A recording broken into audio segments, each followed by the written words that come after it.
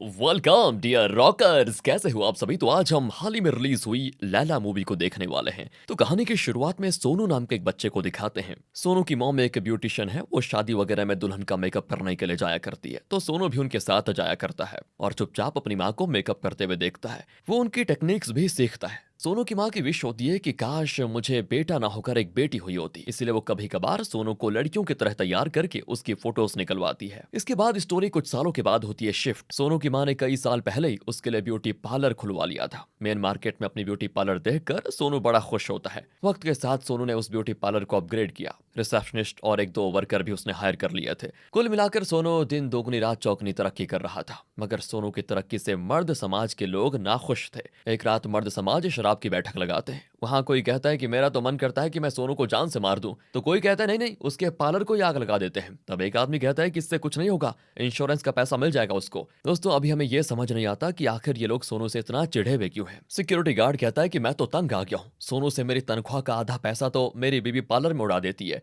तो एक आदमी तो ये भी कहता है कि एक दिन मैंने अपनी बीवी का हाथ पकड़ा तो वो कहने लगी कि तुम सोनू की तरह प्यार से हाथ नहीं पकड़ सकते क्या। अच्छा, तो अब समझ आया कि ये इनकी प्रॉब्लम है सोनू से। तभी एक आदमी कहता है कि क्यों ना इस मामले में हम खलील भाई की हेल्प ले लें। खलील एक्चुअली एक गुंडा टाइप का इंसान है। ये उसको पैसे देकर ये कहते हैं कि ये तो एडवांस अमाउंट है, काम हो जाने के बाद और भी पैसे मिलेंगे, मगर ये काम हम करवा रहे हैं, इसको सीक्रेट रखना, किसी को कानो कान खबर नहीं होनी चाहिए। खलील भी कहता है कि डोंट वरी, मैं मर जाऊंगा मगर अपने कस्टमर की डिटेल्स किसी को नहीं दूंगा। अब अगले दिन की बात है, सोनू के पार्लर में औरतों की बहुत भीड़ हो जाती है। दरअसल मोहल्ले की परिमाला है ना, आज उसकी बेबी शावर है, इसलिए सारी औरतें आज टिप टॉप लगना चाहती है। सारी महिला मंडली सोनू के काम से बड़ी खुश रहती है। उनका मानना तो यह है कि अगर सोनू किसी को एक बार बस छू भी लेना तो वो औरत तो पहले से ज्यादा हसीन हो जाती है। इस तरह वो औरतों के दिल पर राज करता है दोस्तों, जो कि क्या उन औरतों के हस्बैंड की जेब पर भारी पड़ जाता है। और ये सोनू सिर्फ सुंदर बनाने का काम नहीं करता, बल्कि वो हर औरत को अपनी बहन मानता है, उनकी हर तरह से मदद करने के लिए हमेशा तैयार भी रहता है। जैसे एक लेडी की शिकायत ये होती है कि यार मैं पहले से मोटी हो गई हूँ और इस बात को लेकर मेरे हस्बैंड मुझे ताना मारते रहते हैं, तो सोनू उसे अपने फैट टू फिट प्रोग्राम में पार्टिसिपेट करने को कहता है। मगर वो लेडी कहती है मुझे एक्सरसाइज और डाइटिंग वगैरह करने में बड़ी दिक्कत होती है, वो तो नहीं होगा मुझसे। तब सोनू कहता है कोई नहीं, आप खाना तो अच्छा बना लेती है ना। तो वो कहती है हाँ, तो फिर क्या, डेली टेस्टी टेस्टी खाना बनाओ और अपने हस्बैंड को खिलाओ।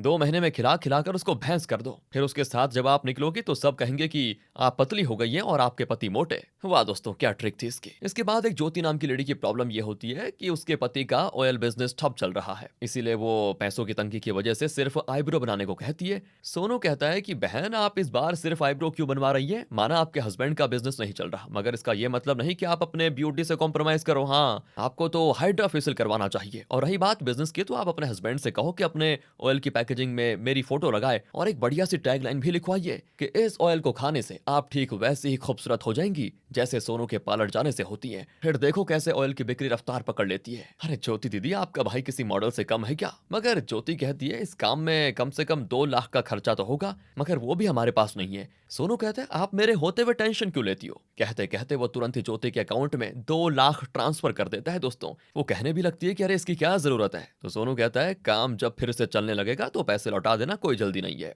देखा दोस्तों कितनी पहुंच है इस सोनू की। तभी सोनू के पार्लर में इस एरिया की एसआई की वाइफ प्रीति आती और वो बिना लाइन में लगे हुए, बिना बिल पे किए हुए सोनू के मेकअप से हीरोइन बनना चाहती है, ताकि वो एसआई को रात में सेड्यूस कर पाए। ये सारी बातें सोनू का रिसेप्शनिस्ट जाकर सोनू को बता देता है, तो वो भी कहता है कि लगाओ फिर कमला बहन को फोन। दरअसल दोस्तों कमला एसआई की रियल वाइफ है, वहीं प्रीति उसकी रखेल। जैसे कमला को अपने हस्बैंड की काली करतूतों के बारे में पता चलता है तो वो गुस्से में तमाती हुई सोनू के पार्लर के बाहर पहुंच जाती है। सोनू जाता है प्रीति के पास और कहता है आपसे कोई मेहमान मिलना चाहते हैं, जरा बाहर तो चलिए। एंड बाहर आने के बाद जब इन दोनों का आमना सामना होता है तो पहले बातों से लड़ाई होती है और फिर हाथापाई पे पहुंच जाती है बात। लड़ाई हो और पब्लिक देखने का मौका छोड़ दे, ऐसा तो हो ही नहीं सकता। ऊपर से मोबाइल का जमाना है तो लोग कुछ भी हो पहले फोन निकालते हैं रिकॉर्ड करने के लिए। अब एसआई के घर की इज्जत बाहर बाजार में नीलाम हो रही थी और जब इस बात का पता एसआई को चलता है तो वो आकर इनकी लड़ाई छुड़ाता है। इसके बाद तो एसआई की दोनों देवियां उस पर बरस पड़ती हैं। दोनों एसआई से कहती हैं कि दोबारा हमें अपनी शक्ल मत दिखाना। कमला तो सोनू को थैंक यू कहती है कि देखो तुम्हारी वजह से मुझे इस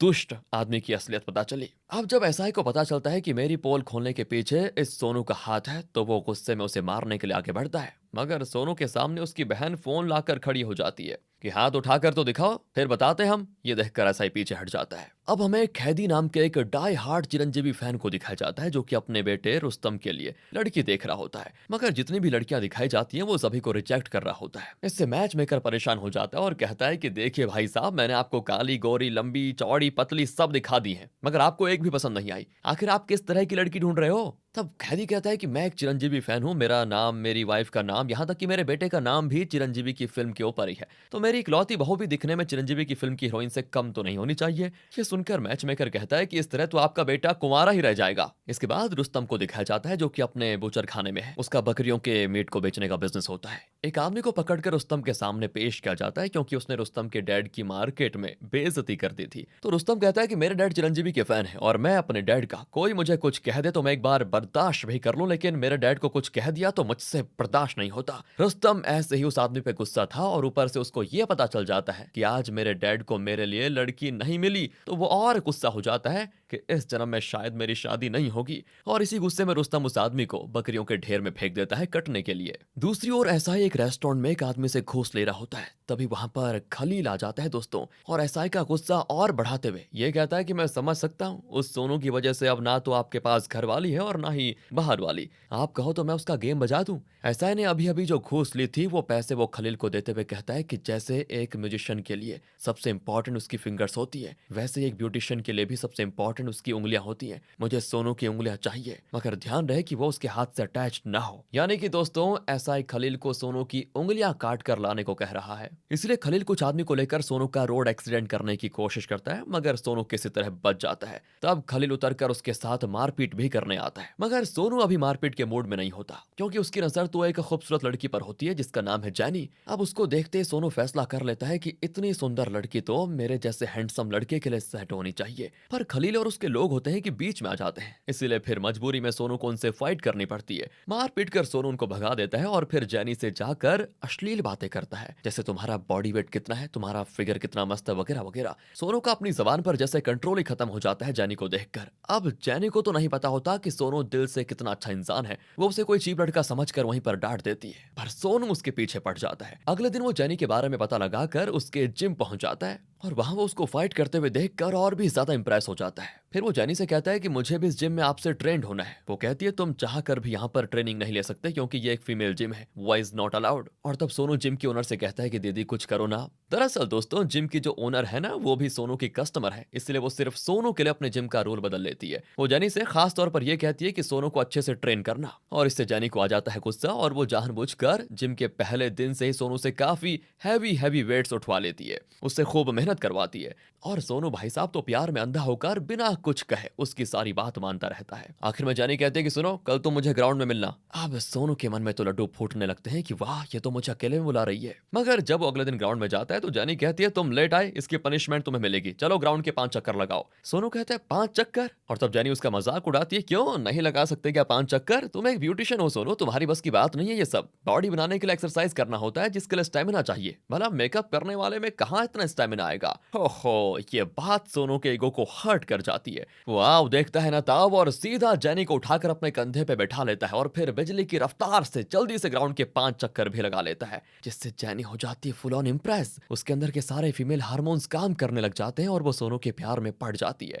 वह अगले दिन जब सोनू जिम आता है तो वो उसे बहुत ही अच्छे तरीके से ट्रीट करती है। फिर वो कल परसों की अपनी हरकत के लिए उससे माफी भी मांगती है। सोनू भी अचानक जैनी में आए हुए इस बदलाव से हैरान हो जाता है। अब इससे पहले कि सोनू कुछ समझ पाता, वो सोनू को लिप टू लिप किस कर लेती है। वेल दोस्तों, तो इस तरह से इनका रिलेशनशिप हो जाता है शुरू, और सोनू के रिलेशनशिप में जाने से कई सारी सिंगल लड़कियों का दिल टूट जाता है। अब एक दिन की बात है, सोनू ने जिस ज्योति नाम की लड़की को ऑयल की पैकेजिंग में अपनी फोटो लगाने की परमिशन दी थी ना, वो लड़की अपने हस्बैंड के साथ सोनू के पास आती है और नई पैकेजिंग सबसे पहले सोनू को दिखाती है। इसके बाद जैसे मार्केट में वो ऑयल आता है, सारा का सारा बिक कर तुरंत खत्म हो जाता है दोस्तों। अब एक दिन सोनू जैनी को अपने हाथों से साड़ी पहनाकर मेकअप भी करके उसको अपने अंकल से मिलाने लेकर जाता है, और जैनी सोनू के अंकल से मिलकर शॉक्ड, क्योंकि सोनू के अंकल मुस्लिम होते हैं। दरअसल बचपन में उन्होंने ही सोनू की माँ की बहुत मदद की थी। सोनू की मॉम की मौत के बाद उन्होंने सोनू को संभाला था और इसीलिए सोनू हर चीज में उनकी इजाजत ले लिया करता है। अंकल को भी सोनू की पसंद बहुत पसंद आ जाती है। सोनू के अंकल एक साड़ी की शॉप चलाते हैं वैसे, साथ ही वो गिफ्ट के तौर पर जेनी को साड़ी देते हैं। लेकिन जब सोनू और जेनी यहाँ से जाने लगते हैं ना, तो इन दोनों को साथ में ऐसा ही देख लेता है। अब वो पास आकर जेनी के बारे में उल्टा पुल्टा बोलने लगता है कि ये नई वाली है क्या, इसका फिगर तो काफी मस्त है, मेरी शादी की लंका लगाकर तुम ऐश कर रहे हो, वाह, मेरी वाइफ ने तो डिवोर्स फाइल कर दिया है तुम्हारी वजह से। तब सोनू कहता है कि बकवास मत कीजिए सर, आपको आपके किए की सजा मिल रही है। अगर आप अपनी वाइफ के साथ लॉयल रहते तो आपकी भी शादी सही चल रही होती। ऊपर से आपकी महबूबा ने मेरे पार्लर में आकर धमकी भी दी थी कि अगर हम उनको फ्री में सर्विस नहीं देंगे तो वो अपने एसआई पार्टनर से कहकर हमारी वाट लगा देगी। तो हम क्या करते? तब भी एसआई नहीं मानता और कहता है कि देखो तुम्हारी वजह से मेरे में बहुत ही गुस्सा भरा हुआ है, अपनी इस आइटम को मेरे पास सोने के लिए भेज दे, मेरी सारी फ्रस्ट्रेशन निकल जाएगी, फिर मैं तुम्हें कभी परेशान नहीं करूंगा। और ये सुनकर सोनू का खून खौल जाता है। बदतमीज कहीं के, वो हाथ उठाने वाला होता है कि अंकल बीच में आ जाते हैं और एसआई को अपनी मर्यादा में रहने के लिए कहते हैं, मगर वो तो अंकल को धक्का दे देता है। इससे सभी को आ जाता है गुस्सा। सोनू तो एक झापड़ में ही एसआई को मारकर जमीन पर गिरा देता है। इसके बाद तो आसपास के लोग एसआई को पकड़कर पीट देते हैं। वो इतना कूटते हैं कि एसआई को हॉस्पिटल में एडमिट करना पड़ता है। दूसरी ओर खलील जाता है रुस्तम के पास और उसे सारी बातें बताता है कि सोनू नाम का एक लड़का है जो लड़कियों के दिलों पे राज करता है। उसने मेरी क्लाइंट्स का जीना हराम करके रखा हुआ है। मेरी खुद की 3 बीवियां हैं, वो तीनों भी मेरा दिमाग खाती रहती हैं बार बार पार्लर जाने को लेकर। मैं चाहता हूं कि आप सोनू का कुछ हिसाब किताब बैठाओ। अब खलील गया तो था सोनू का हिसाब किताब बैठाने के लिए, मगर सोनू की फोटो को देखकर रुस्तम के दिल में एक उम्मीद जागती है। वो अपने आदमियों से कहता है कि मेरा सिक्स्थ सेंस काम कर रहा है कि अगर इस दुनिया में कोई मेरी शादी करवा सकता है तो यही वो लड़का है। एक काम करो, अपने कुछ आदमियों को सोनू के पार्लर भेजो और वहां की सारी ब्यूटीफुल लड़कों को उठाकर लेकर आओ, शायद उनमें से कोई मेरे डैड को पसंद आ जाए मेरे लिए। दूसरी ओर पार्लर में दोस्तों एक लड़की अपनी बेटी को लेकर आती है। उस लड़की के पक्के काले रंग की वजह से उसकी शादी कहीं पर नहीं हो पाती, इसलिए उसकी माँ सोनू के हाथ पैर जोड़कर कहती है कि देखो जितना खर्चा आएगा मैं पैसे देने को तैयार हूँ, मगर मेरी बेटी को श्रीदेवी की तरह सुंदर बना दीजिए। सोनू कहता है कि देखिए 19-20 का फर्क करते हैं हम अपने मेकअप से, मगर आप तो आसमान जमीन का फर्क करने को कह रही हैं। नहीं नहीं, मुझसे तो नहीं हो पाएगा। मगर वो लेडी बहुत ही रिक्वेस्ट करती है तो सोनू मान जाता है और काफी देर अपने चैम्बर में उस लड़की के मुंह पे पता नहीं क्या क्या चीजें लगाता है। फिर वो बाहर आता है तो देखता है रुस्तम के गुंडे वर्कर्स के साथ मारपीट कर रहे हैं और लड़कियों को अपने साथ जबरदस्ती ले जाने की कोशिश कर रहे हैं। कि देखकर सोनू फिर शुरू हो जाता है और रुस्तम के सारे गुंडों की बढ़िया धुलाई करता है। तब एक गुंडा कॉल करके रुस्तम को सारी बातें बताता है कि हम आए तो थे आपके लिए लड़की उठाने, मगर लगता है कि हमें लेने के लिए आपको अब खुद आना पड़ेगा। रुस्तम भी सोनू के पार्लर में गुस्से में घुसता है और अचानक वो उसी लड़की से टकरा जाता है जिसके मुंह पे लिपापोती करके अभी अभी सोनू ने उसको श्रीदेवी की तरह बनाया सुंदर। उसका नाम भी था सुंदरी। सुंदरी को देखकर रुस्तम को पहली नजर में पहला प्यार हो जाता है। सुंदरी फिर अपने घर चली जाती है जहां उसे आज एक लड़के वाले देखने के लिए आए होते हैं। वो फोटो में तो सुंदरी को बिल्कुल काली देखकर आए थे, मगर यहाँ तो वो किसी अप्सरा से कम नहीं लग रही। यहाँ तक कि मैच मेकर खुद हैरान था कि इनकी बेटी अचानक इतनी सुंदर कैसे हो गई। तभी वहां पर रुस्तम अपने पेरेंट्स को लेकर आ जाता है और सुंदरी के पेरेंट्स से बातचीत करके उसी दिन शादी कर लेता है सुंदरी से। हालांकि सुंदरी के पेरेंट्स बताते भी हैं कि देखो ये सब मेकअप का कमाल है, मेरी बेटी इतनी सुंदर भी नहीं है। मगर श्रीदेवी की तरह लड़की देखकर रुस्तम और उसका परिवार पिघल गया था। वो उसी दिन शादी वगैरह कर लेते हैं। फिर शादी में सोनू को भी आना पड़ता है ब्राइड को थोड़ा टचअप करने के लिए, मतलब उसका मेकअप थोड़ा और निहारने के लिए। और जब शादी कंप्लीट हो जाती है तो सोनू को फिल्म सिटी से कॉल आता है एक हीरोइन का मेकअप करने के लिए, तो वो चला जाता है। एंड यहाँ रुस्तम अपनी पहली नाइट के लिए काफी एक्साइटेड होता है। रुतना जितना एक्साइटेड था ना, उतनी ही सुंदरी डरी हुई थी कि जब मेरा असली चेहरा इसके सामने आएगा तो पता नहीं क्या करेगा। तो वो रुस्तम से लाइट्स ऑफ करने के लिए कहती है। फिर रुस्तम लाइट ऑफ करके अपनी पहली नाइट एंजॉय करता है। वो खुद को दुनिया का सबसे लकी इंसान समझ रहा था, पर जैसे ही अगली सुबह सुंदरी नहाती है तो उसके बदन से सारी लिपापोती धुल जाती है। और जब वो अपने सास ससुर को चाय देने आती है तो सुंदरी को देखकर वो डर जाते हैं कि तुम कौन हो। जब रुस्तम के सामने सुंदरी सारी बात एक्सेप्ट करती है तो रुस्तम को बड़ा गुस्सा आता है। वो सुंदरी पे हाथ उठा देता है और अपने आदमियों को सोनू के पार्लर भेजकर वहां पे तोड़फोड़ करवाता है। सोनू भी जब ये सब देखता है तो उसके पैरों तले जमीन खिसक जाती है, क्योंकि उसने कभी भी अपने मन में सोचा नहीं था कि मेरी मॉम का गिफ्ट क्या हुआ पार्लर को कोई इस तरह तोड़ देगा। इसके बाद जब गुंडे सोनू को देखते हैं ना तो उसके साथ भी मारपीट कर देते हैं और बताते हैं कि तुमने अपने मेकअप से हमारे रुस्तम भाई को धोखा दिया ना, उनके डैड को जब सच्चाई पता चली ना तो वो पैरालाइज हो गए हैं और तुम्हें तो अब छोड़ने वाले नहीं है हम। मगर जेनी आकर फिर किसी तरह सोनू को वहां से भगा लेती है। अब अगले दिन की बात है दोस्तों, न्यूज में यह दिखाया जाता है कि रुस्तम नाम के एक आदमी की शादी में मिनार कुकिंग ऑयल का यूज किया गया था। उसे खाकर 100 लोगों से भी ज्यादा लोगों की तबीयत बिगड़ गई।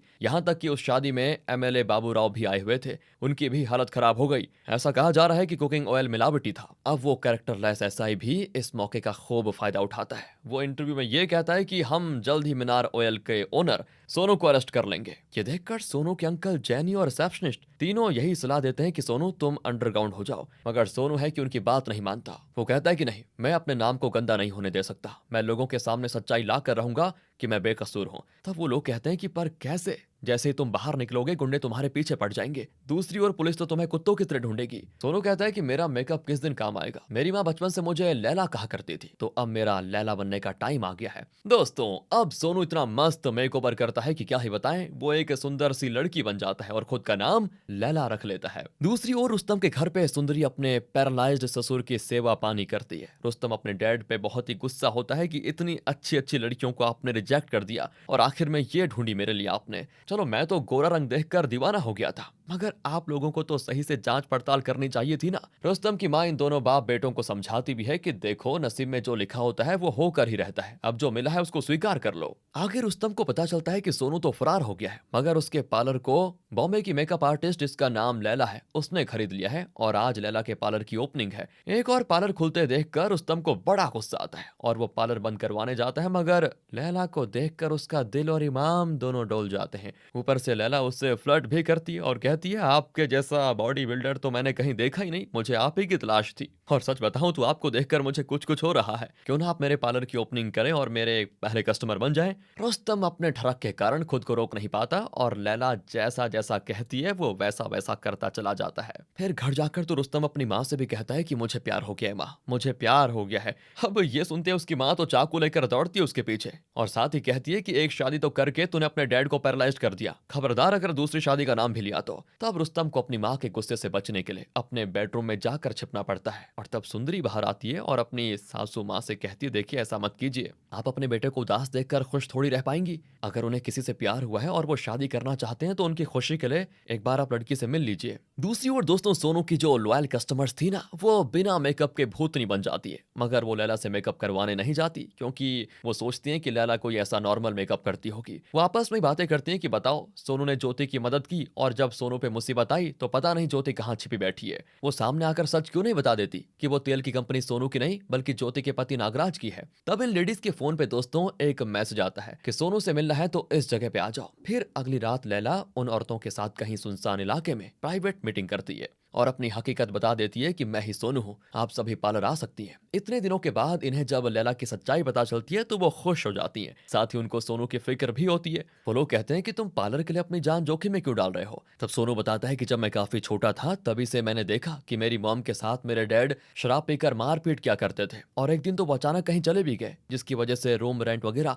मेरी माँ नहीं भर पाई और मकान मालिक ने हमें आधी रात में घर से निकाल दिया। और तब अब्दुल अंकल ने हमें सहारा दिया, उन्होंने एक मुसलमान होते हुए भी हम हिंदू माँ बेटे को अपने घर में जगह दी, मेरी माँ को अपनी बहन की तरह माना। उन्होंने मेरी माँ को सिलाई कढ़ाई मेकअप वगैरह सब सिखाया, जिसके बाद मेरी माँ ने लगातार 12 सालों तक काम किया। मैंने उन्हें एक पल भी आराम करते हुए कभी देखा नहीं। उन्होंने अपनी भूख प्यास खून पसीने की कमाई से ये पार्लर खड़ा किया। फिर एक दिन वो चेयर पर आकर बैठी और आराम से मुझसे कहा कि बेटा तुम मेरा मेकअप कर दोगे क्या। तो मैंने भी कहा कि क्यों नहीं। मेरे मेकअप करने के बाद जब मैंने उनको उठने को कहा तो पता चला कि मेरे पार्लर में ही मेरी माँ ने आखिरी सांसें ले ली। उस जगह मुझे अपनी माँ के करीब होने का एहसास होता है, साथ ही मैं अपनी माँ की कुर्बानी को बर्बाद होते हुए नहीं देख सकता। मैं पूरी जिंदगी इस पार्लर को चलाना चाहता हूँ। ये सुनकर सभी इमोशनल हो जाते हैं। इसके बाद दोस्तों सोनू अपने रिसेप्शनिस्ट के साथ वापस अपने पार्लर जा रहा होता है तो रास्ते में पुलिस की चेकिंग चल रही होती है। वो सोनू से उसका ड्राइविंग लाइसेंस मांगते हैं। जैसे ही वो लाइसेंस दिखाता है उसे समझ आ जाता है कि मैं तो लैला के गेटअप में हूँ और लाइसेंस तो मेरे पास सोनू की है, इससे अच्छा कुछ पैसे देकर एक काम निपटा लेती हूँ। मगर पुलिस वाला ऑफेंड हो जाता है और एसआई को बता देता है कि ये लेडी मुझे घूस देने की कोशिश कर रही है। लेकिन दोस्तों लैला के हुस्न को देखकर ये ठरकी एसआई उसे अपनी कार में बिठाता है और उसके साथ चिकनी चुपड़ी बातें करके उसको सेट करना चाहता है। अब लैला जैसे कार से उतरती है ना तो सामने रुस्तम को देखकर घबरा जाती है। तब रिसेप्शनिस्ट बताता है कि मैंने इन्हें कॉल करके बुलाया है। अब तक लैला तो एसआई के साथ हंस हंसकर बातें कर रही थी ताकि उसकी कि चोरी ना पकड़ी जाए। मगर वो रुस्तम के सामने रोने लगती है, ये कहते हुए कि मैं अपना लाइसेंस लाना भूल गई थी, तो इस नीच एसआई ने मेरा फायदा उठाने की कोशिश की। और इसके बाद क्या था, दोनों एसआई और रुस्तम आपस में झगड़ने लगते हैं। फिर रुस्तम लैला को उसके पार्लर तक सही सलामत पहुंचा देता है और कहता है कल मेरा बर्थडे है, आपका इंतजार रहेगा मुझे। बर्थडे में दोस्तों रुस्तम की माँ लैला को छू कर भी चेक करती है कि कहीं इसकी गोरी त्वचा भी मेकअप का कमाल तो नहीं। मगर लैला तो सच में गोरी है, ये देखकर वो रिश्ता प्रूव कर लेती है। रुस्तम लैला के साथ डांस वगैरह करके बहुत ही अच्छे से अपना बर्थडे सेलिब्रेट करता है। हालांकि सुंदरी को तो जलन होनी थी, मगर वो कुछ कह भी नहीं पाती। तभी पार्टी में आ जाते हैं कुछ गुंडे। दरअसल इस रुस्तम का उनके साथ कुछ पुराना पंगा था। वो रुस्तम को आए तो थे मारने, मगर यहाँ पार्टी में लैला के लिए उसका प्यार देखकर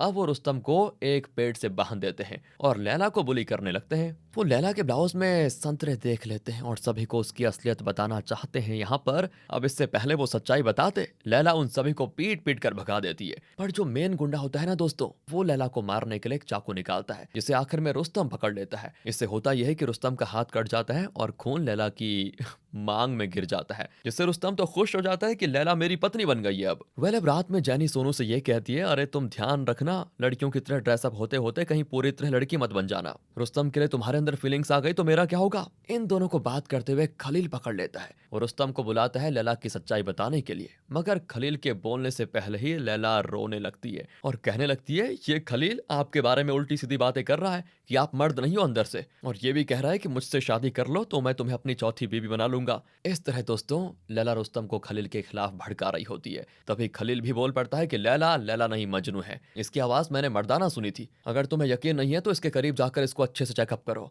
मगर जब रुस्तम उसके नजदीक जाता है तो उसे रोकने के लिए लैला रुस्तम को किस कर लेती है, जिससे फिर क्या था, उसका मूड रोमांटिक हो जाता है और वो खलील को धमकाकर वहां से भगा देता है कि अगर दोबारा मेरी लैला के बारे में कुछ भी अनाप शनाप कहा तो छोड़ूंगा नहीं तुम्हें। इस तरह आज तो लैला बच जाती है। फिर वो अगले दिन जाती है पुलिस स्टेशन और एसआई के साथ फ्लर्ट करके कहती है, मैं उस दिन रुस्तम को देखकर डर गई थी, इसलिए मैंने पता नहीं क्या क्या बक दिया। असल में आप मुझे बहुत ही पसंद हो, मगर लगता है कि हम एक होने से पहले जुदा हो जाएंगे। दरअसल पार्लर में जो लेडीज आती है ना, वो ये कह रही थी कि सोनू बहुत अच्छा लड़का था और वो तो ज्योति और उसके हस्बैंड नागराज ने मिलकर सोनू को फंसाया उस झूठे तेल के पीछे। वो औरतें तो किसी भी हाल में सोनू को बेकसूर साबित करना चाहती हैं, इसलिए वो नागराज की तलाश में है। लेकिन अब प्रॉब्लम यह है कि अगर सोनू वापस आ जाएगा ना तो मेरा पार्लर बंद हो जाएगा, इसलिए आप कुछ करते क्यों नहीं, मुझे बस एक बार ज्योति और उसके हस्बैंड से मिलवा दीजिए ना। मैं लेडीज गैंग को बता दूंगी कि मैं नागराज से फलाने ढाबे पे मिलने जा रही हूँ, तो वो भी आ जाएंगी वहां पर, और हो सकता है कि वहां सोनू भी आ जाए और तब आप उसको अरेस्ट कर लीजिएगा। एसआई को लैला का प्लान बिल्कुल सही लगता है। जब रुस्तम को पता चलता है कि लैला को एसआई ने पुलिस स्टेशन बुलाया था तो वो भी समझ जाता है कि ठरकी एसआई लैला का फायदा उठाना चाहता है, इसलिए वो तुरंत ही पंडित से बात करके शादी की डेट फिक्स करवा के लैला को अपनी शादी का कार्ड देने जाता है। अब शादी का कार्ड देखकर लैला परेशान हो जाती है, उसे समझ नहीं आता कि इस रुस्तम से पीछा कैसे छुड़ाया जाए, ये तो कुछ ज्यादा ही चेप हो रहा है। तब वो कुछ सोचती है और एक रात रुस्तम को मिलने के लिए बुलाती है और खुद फेस पे कपड़ा बांध कर आती है, सीधा रुस्तम के गले लग जाती है। तभी लैला सामने आती है। लीजिए दोस्तों, लैला ने एक चाल चली थी, उसने जानबूझकर एक लेडी को फेस पे कपड़ा बांध कर आने को कहा और उसे रुस्तम को हक करने के लिए कहा। जब वो दोनों हक कर रहे थे तभी लैला आ जाती है और रुस्तम पर इल्जाम लगाती है कि अच्छा तुम मुझे चीट कर रहे हो, इसीलिए हमारा ब्रेकअप, अब मैं तुम्हारे साथ और नहीं रह सकती, अगर तुमने मेरे करीब आने की कोशिश की ना तो मैं फेविकोल पीकर मर जाऊंगी। हाँ, ये क्या हो गया। रुस्तम तो रोते रोते अपने घर आ जाता है और घर वालों को बताता है कि लैला मुझे गलत समझ रही है, मैंने उसे चीट नहीं किया। तब दोस्तों सुंदरी रुस्तम को समझाती है, कोई बात नहीं, जल्द ही लैला को अपनी गलती का एहसास हो जाएगा और वो आपको अपना लेगी। अब क्या है कि रुस्तम बारिश में भीग चुका था तो उसको संभालते हुए सुंदरी उसके बाल भी सुखा देती है, जिससे माहौल बन जाता है और ये दोनों इंटीमेट भी हो जाते हैं। मगर अगली रात दीवानों की तरह फिर से लैला के पार्लर में चला जाता है ये रोमियो रुस्तम। वो तो अपनी छाती पर लैला का टैटू बनवा चुका था। वो कहता है संडे को हमारी शादी है, प्लीज मान जाओ, मगर लैला नहीं सुनती। ऊपर से वो ये भी कहती है कि मैं तो मूव ऑन कर चुकी हूँ, अगर एसआई साहब नहीं होते तो पता नहीं मैं कैसे मूव ऑन करती, मैं तो डिप्रेशन में ही चले जाती। वो तो अच्छा हुआ एसआई साहब आ गए। रुस्तम को अब एसआई से जलन होने लग जाती है कि ये बीच में क्यों आ रहा है। अब सीन शिफ्ट होता है अगली रात ढाबे पे। लैला नागराज से मिलती है ढाबे पे। इस दौरान एसआई और उसके लोग चारों ओर फैले हुए होते हैं, मगर तभी बस से औरतें आ जाती हैं। एसआई तो सोनू के आने का इंतजार कर रहा था। इतना ही नहीं, महिला मंडली नागराज को और कोई फिर लैला को अगवा कर लेता है, जिससे अब एसआई परेशान हो जाता है कि क्या करे। बाद में पता चलता है कि रुस्तम ने लैला को बेहोश करके अगवा किया था ताकि शादी कर पाए वो उससे। पंडित जी कहते हैं कि मुहूर्त निकला जा रहा है, दुल्हन को होश में लाइए। तब रुस्तम कहते हैं नहीं पंडित जी, ये उठ जाएगी तो तमाशा खड़ा कर देगी, हमें इसकी बेहोशी में ही शादी और सुहागरात सब करना होगा,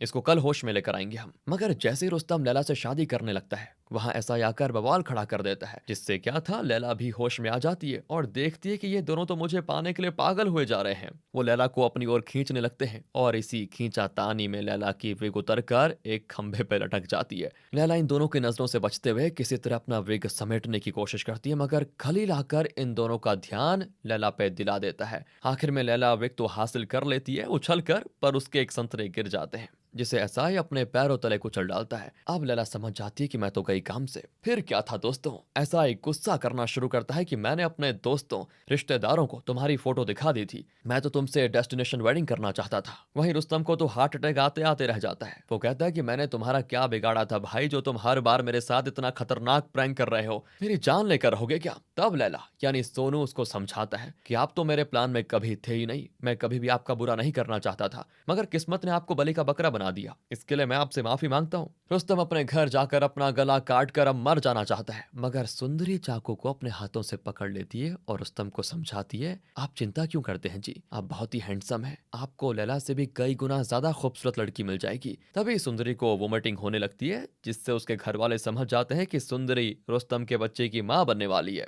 तब सुंदरी की सास रुस्तम को समझाती है कि भले ही सुंदरी दिखने में तुम्हारे हिसाब से अच्छी नहीं है, मगर ये बहुत ही चरित्रवान है, इसका स्वभाव बहुत ही अच्छा है, इसने तुम्हारे पिता की कितनी सेवा की पता है, पूरे घर को कितने अच्छे से मैनेज करके रखा हुआ पता है, और तुम हो कि गोरी चमड़ी के पीछे पड़े हुए हो पागल, तुम्हें सुंदरी से ज्यादा और कोई प्यार नहीं कर सकती। इसीलिए मैं तो यही कहूंगी कि तुम दिमाग से दूसरी शादी का ख्याल ही उतार दो और सुंदरी को अपना लो, जिसके लिए रुस्तम भी आखिर में राजी हो जाता है दोस्तों। और अब रुस्तम और सुंदरी का मामला तो सेट हो गया है, मगर एसआई ने सोनू को अरेस्ट कर लिया है। बात कोर्ट तक पहुंच जाती है, जहां सोनू सारी सच्चाई कोर्ट में बताता है, मगर बिना पुख्ता सबूत के। जज उसकी बात मानने को तैयार नहीं होते और तब ज्योति सामने आती है और सारी बात बताती है कि मुझे नहीं पता था कि मेरे हस्बैंड मिलावटी तेल बेचते हैं, जब उनका काम सही नहीं चल रहा था तब मैंने सोनू से मदद मांगी थी और उसकी इस मदद का मेरे पति ने यह सिला दिया, बताओ, उससे ही फंसा दिया। ऊपर से जब मैंने सच्चाई बताने की कोशिश की तो मेरे पति ने मेरे साथ मारपीट किया और मुझे चुप रहने पे मजबूर कर दिया। ज्योति के साथ साथ जितनी भी महिला मंडली है ना, वो कोर्ट में गुहार लगाती है कि हमारा सोनू बेगुनाह है।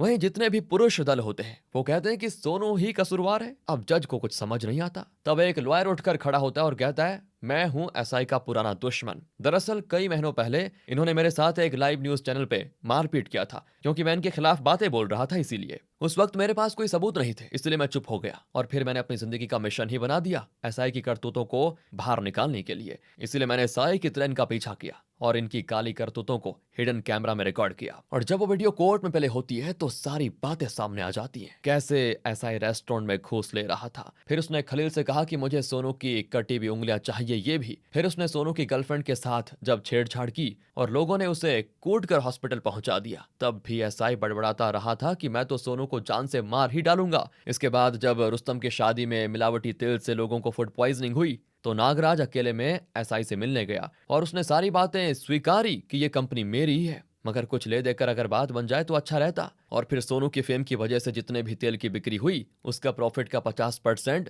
नागराज ने एसआई को दे दिया। जेब तो गर्म हो गई थी। फिर इसी मौके पे चौका मारते हुए एसआई ने मीडिया में बयान दे दिया कि इस तेल का कंपनी का मालिक सोनू है, उसी ने मिलावटी तेल बेचकर इतने लोगों की जान को खतरे में डाला। इस तरह कोर्ट में साबित हो जाता है कि सोनू बेगुनाह है और एसआई ने उससे दुश्मनी निकालने के लिए ही झूठ कहा था। फिर एसआई पे कार्रवाई होती है, वहीं सोनू आराम से अपना पार्लर फिर से चलाने लग जाता है। उधर कुछ महीनों के बाद रुस्तम को एक लड़का होता है प्यारा सा। रुस्तम और उसकी मां रुस्तम के डैड से कहते हैं, हिम्मत करके उठिए, अपने पोते को गोद में लीजिए। इतने दिनों से सुंदरी के सेवा पानी और दवाई की मदद से आज देखिए रुस्तम के डैड ठीक हो गए हैं, वो धीरे धीरे चलना भी शुरू कर देते हैं। और इसी हैप्पी एंडिंग के साथ होती है दोस्तों ये मूवी यहाँ पर खत्म। बाकी आप बताइए मजा आया ना आपको? वेल, कमेंट्स में लिखिए। ध्यान रखिए अपना। Thanks for watching.